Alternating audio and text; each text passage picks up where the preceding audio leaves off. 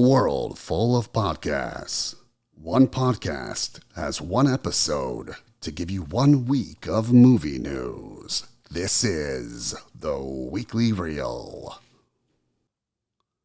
Welcome to The Weekly Reel for the week ending July the 25th. First up in movie news, we're going to talk about some weekend box office performers. And first up among those is Jurassic World Rebirth. After this weekend at the old Cineplex, Jurassic World Rebirth is at $648 million worldwide. Now, box office analysts, industry experts, and even your friendly Weekly Reel podcast had this thing hitting the billion mark, but it's now trending towards falling quite short of that mark. This has to alarm Universal because even though Jurassic World Dominion was pretty abysmal, sitting at 29% on Rotten Tomatoes, that still grossed $1 billion. Now, Rebirth, by comparison, is not abysmal. It's just a plain old bad movie, but one that still has marginal improvements over the last one in some ways, and sits at 51% on Rotten Tomatoes. So I think it just kind of goes to show the damage Universal has done to the brand, churning out Jurassic slop that people are finally having enough of. And then also Superman burst through, stealing its lunch, and by lunch here I mean people, because dinosaurs eat people, right? Metaphor. Saving a lot of its potential audience from getting trampled on by its tired tropes and showing them a much better time at the theater.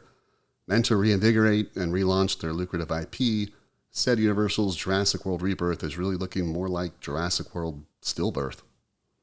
And speaking of Superman, that continues to be a smash hit for Warner Brothers and DC. It's a critical and commercial success that is a super achievement by Gunn, his cast, and crew. It easily took the #1 spot again at the box office, doing better numbers too than expected, thanks to its excellent word of mouth, pulling in another $58 million here in the US and $45 million overseas, making its total running tally $407 million worldwide.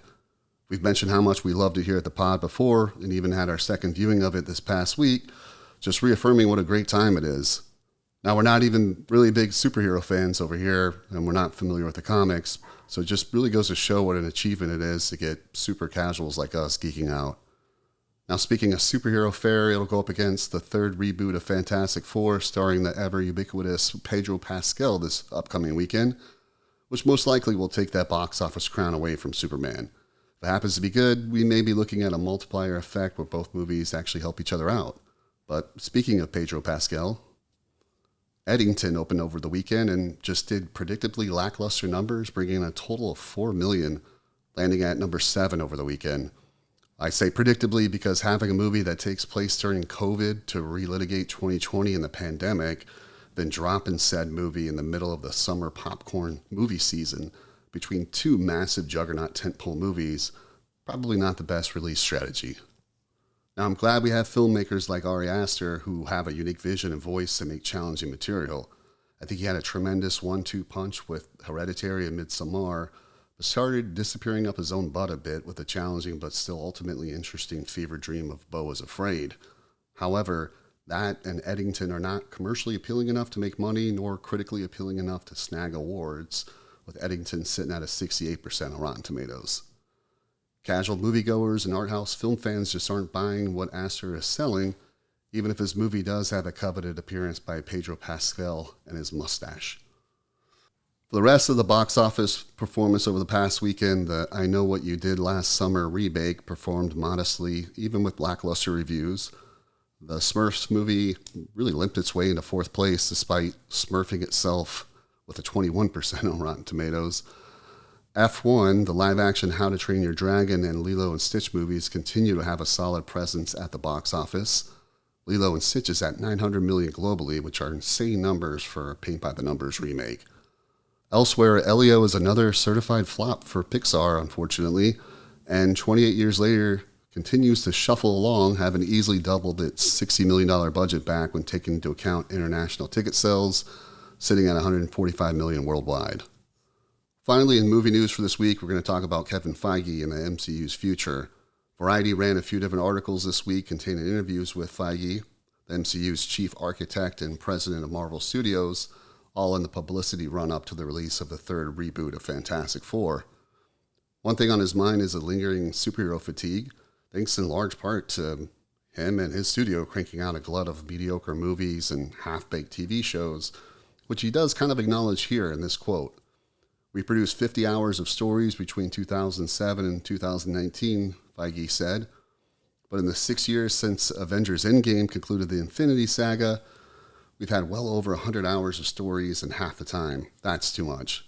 In fact, including animation, Marvel's Multiverse Saga spans 127 hours of content. Consequently, Feige believes the well-documented problems Marvel's been facing over the last few years stem from an overabundance of supply, not a sudden drop in demand. Look at Superman, he said, of the hit film, which opened $125 million domestically and has grossed $407 million globally to date. It's clearly not superhero fatigue, right? Also, Feige added to the DC film, I liked it a lot. I love that you just jump right into it. You don't know who Mr. Terrific is. Stuff, you'll figure it out. This is a fully fleshed out world. Now, my thoughts on this are, it's good to see an acknowledgement from him that there's clearly a problem with quantity, but it's also quality too, to be fair. Even in the higher rated MCU movies, there's always a specific formula at work. Like, sure, he produced too many Big Macs, but also nobody wants to eat Big Macs for every meal. Really got to do something to change the recipe because everyone knows exactly how it's going to taste and they want to consume something different and interesting, which is what I think Superman offers and did really well. In the next Variety article, Feige talks about the issues with the continuously delayed Blade reboot set to star Mahershala Ali. And right off the bat, with the headline title, I'm still not sure he gets it, with that headline reading, quote, we didn't want to simply put a leather outfit on Mahershala Ali and have him start killing vampires. And I really got to stop right there. That's exactly what people want. They want to see Ali as Blade killing vampires. I don't think this one is really that complicated. You know, they announced it originally in 2019, had Ali out on stage at Comic-Con, and still 6 years later, they're struggling to figure it out.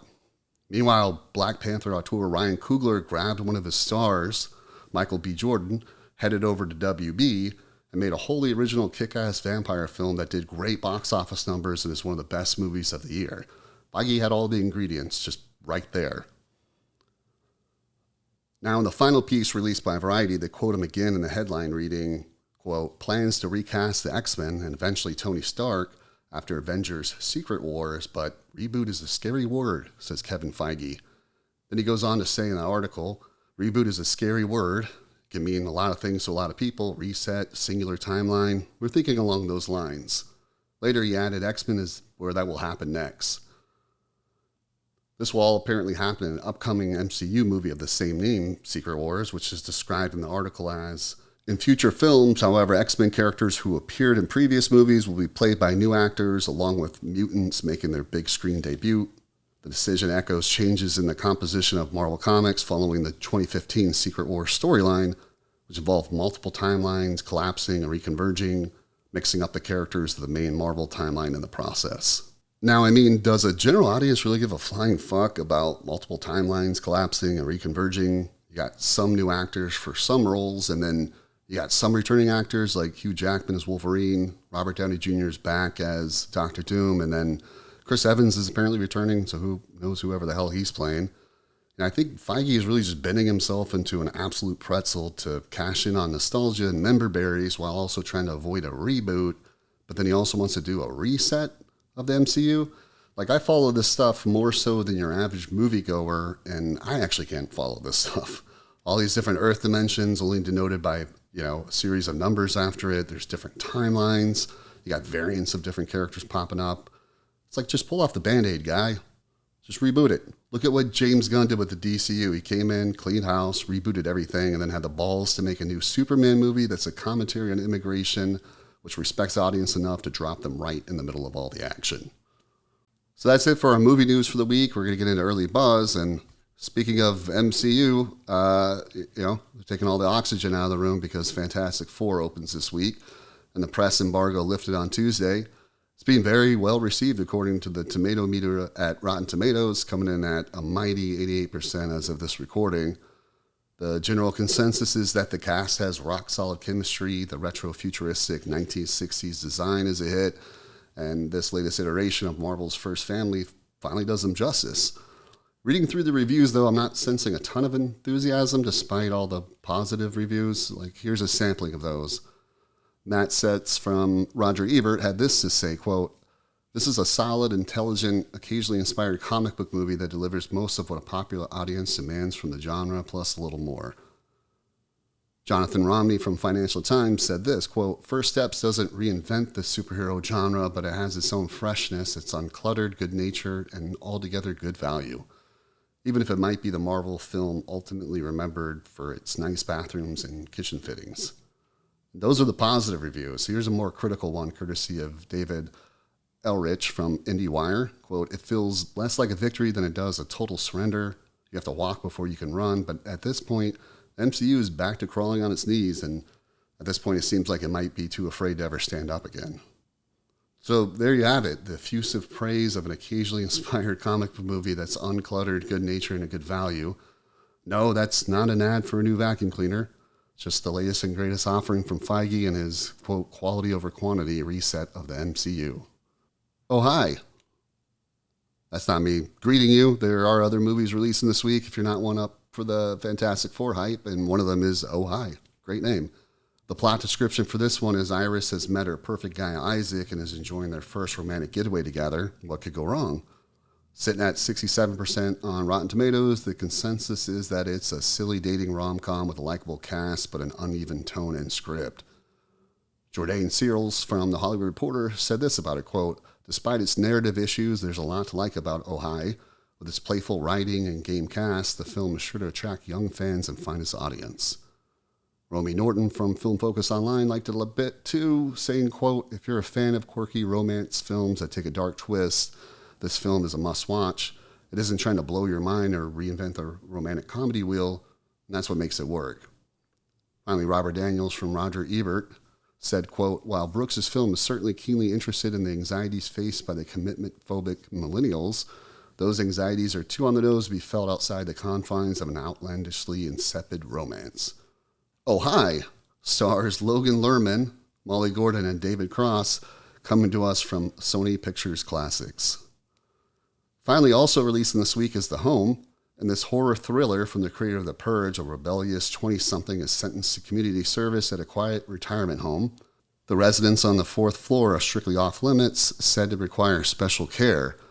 And so far, there is all of one review, which just speaks for itself about what to expect.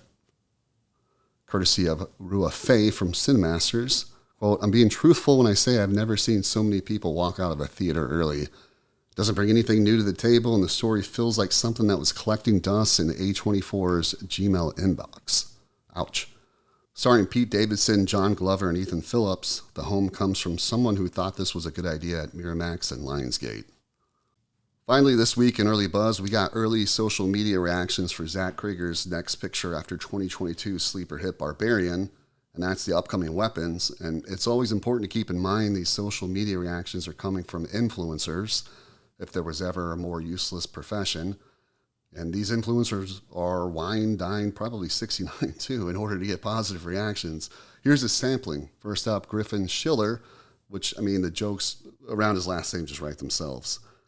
Said, quote, "Zach Krieger has crafted a horror masterpiece in the best film of the year with Weapons. It's Prisoners by way of Magnolia with some of the Coen's absurdist humor." So it's two of the best movies ever mashed together with the absurdist humor from two of the best directors ever. Okay, got it. Moving on. Chris Evangelista also had a lot of adjectives for it, saying, quote, "Weapons is an absolute blast. It's creepy, funny, and ensemble piece that takes a Magnolia Pulp Fiction shortcut storytelling approach to unleash a memorable suburban nightmare. The grand finale had me cackling with twisted glee." Grow Band seriously wrote cackling, unironically. And once again, it's apparently some of the best movies ever mashed together. Did they get paid per mention of Magnolia? Anyway, Matt Nagalia also had praise, but it was a little bit more grounded. Weapons was one of my favorite films of 2025 for most of its runtime until the final act brought it down a few notches, and I'm sure I won't be alone in that feeling. So the ending has been a possible red flag for me for a little while. I think they really need to nail the conclusion to the setup in such a unique way, and the whole movie really kind of hinges on that. Anything less than some Lovecraftian cosmic horror explanation is probably bound to fall short. So let's hope the ending is more Cabin in the Woods and less Barbarian. But given that it's the same director as Barbarian, though, we probably shouldn't hold our breath. All right, now we're going to check out the new trailers for the week. First up is Predator Badlands. We're going to take a look at that now.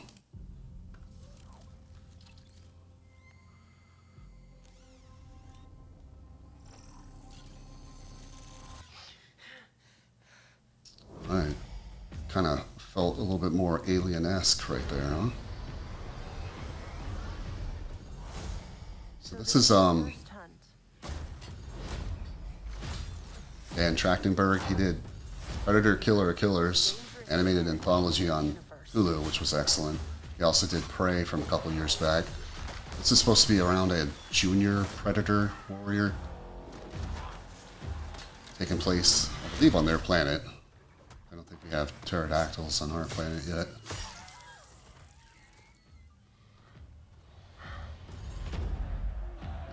I'm imagining she's like some type of android. They can't be killed. The definitive apex predators. I could help you. Yeah, well, confirms she's an android, right? Good luck with your journey. Oh, they got a little wacky Marvel comedy in there. Just what that needs. Ah. Here, you're not the predator.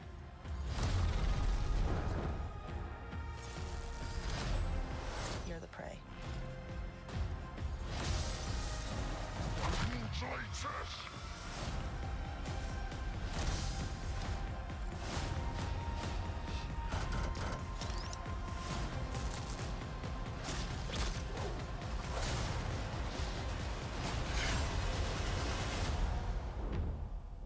Okay.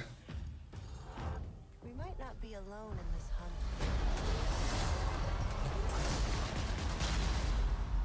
Okay, I think that looks cool. And yeah, the director is the one that did Prey and the anthology Predator Killer of Killers. Looks like the plot is she's an android. I don't know what planet they're on. Seems like they're on another planet, but there are a lot of humans there as well. But I trust the director, even though that didn't look like the best trailer for that movie yet. But I'll still check it out. Looks cool. All right, next up, we're going to check out a new trailer for One Battle After Another. This trailer is called Bad Hombre. It's unlisted, which is kind of unusual. I had to dig to find it a little bit, but this is the latest from Paul Thomas Anderson. We're going to take a look at this starting now. Thank you. Whoa, who's this? Oh, they're just my friends. And they have a red car like that, just driving a little loud, don't you think? What's up, homie? Listen, I'll tell you something. Whatever you do to her, I'm gonna do that exact same thing to your entire family. Wait, what? We're talking about freedom, baby. We're talking about freedom. It's cool seeing Leo in a role like this, and this is his first collab with Paul Thomas Anderson. I need your help, Sensei. I need your help, man. It seems like a crazy crackhead. She's been taken. PTA, of course. Magnolia, we were talking about Magnolia a lot earlier. He did Magnolia, Inherent Vice, The Master, Boogie Nights. Goddamn nunchucks. You know where I can get a gun? Cool out. Ocean waves. Let's go. What's with the shades? My daughter grew up without her mom. We used to run around and do some real bad shit together. They got her, now they're coming after us. Sean Penn, Benicio del Toro. This might be a return to form for PTA. This looks wild. Let's fight fire with fire. You know what freedom is? Gina Hall. Yeah. Her name is Chase Infinity. Jump on four. So there's no way that's not a movie name that she came up with. Sir, do you know your last name? Batman. All right. I was already sold on this because it's PTA. I'll see anything PTA does, but that looked like a great return to form for him, balancing a lot of comedy with, a little bit more action. And I mean, that's a whole different role we've never seen Leo play. So yeah, super excited for that one. All right, finally, we're going to take a look at the No Other Choice teaser trailer. It's the new movie from Park Chan-wook. Starting that now. Park Chan did the original Old Boy, Lady Vengeance, and then the Sympathizer TV show recently. Korean filmmaker, so subtitles.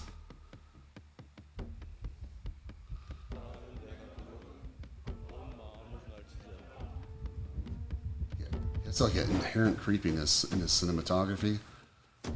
His visual style is super striking.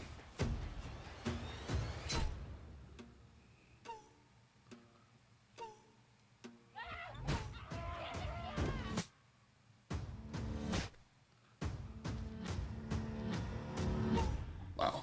Yeah, it looks fantastic. Cinematography is lush.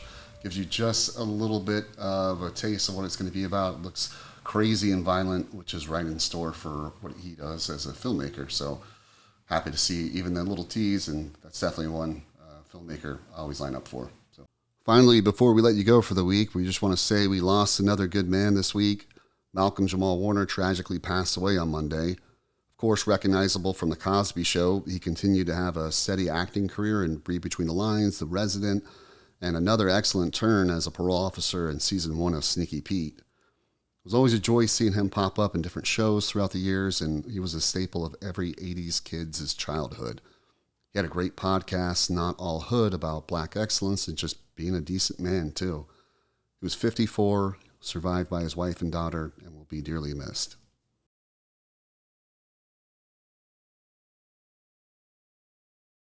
That's a wrap for today's episode of The Weekly Reel. New episodes drop at the end of every week, so you get a quick hit of what's really going on in the real world before heading into your weekend.